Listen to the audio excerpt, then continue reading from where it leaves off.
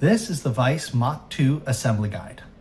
Let's start with identifying the most important parts of the device. We have the ring, the cage, the anti-pullout, the two locking caps, one to use with or without the anti-pullout, the keys and lock, as well as a velvet carrying case. Unfortunately, the dildo is not included. Now, the first step we're going to want to do is going to be assemble the ring. Now, with the ring, we're going to want to pull the scrotal skin through, then slide one testicle in, followed by another, and then lastly, the penis. So this doesn't have loose skin, so we're just going to go ahead and slide one testicle in, followed by the other. Once both testes are through, you're going to grab them and pull it nice and tight. That way, all the skin and testicles have been pulled through.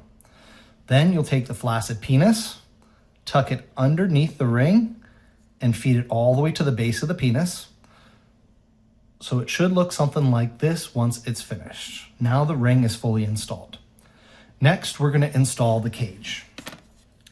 So the cage, we're going to put the head of the penis in to the cage, and then the tongue is going to slide underneath the ring. So we'll start with the head of the penis, and now underneath the ring, we'll slide that tongue through. So this is what it should look like. Now, if you're not using the anti-pullout, then grab the cap that says no AP, and you can put that on top and then lock it shut and you're done. If you are using the anti-pullout, then pay special attention to the track that's underneath the cage, which the anti-pullout is going to line up with. So we'll take the anti-pullout, which is an overmolded hinge, and we're going to feed it through the bottom. You'll want to pull the testicles back to do this, so that way the skin does not get in the way.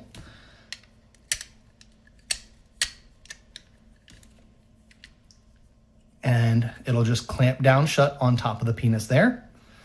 And now we have it. The anti-pullout is fully installed.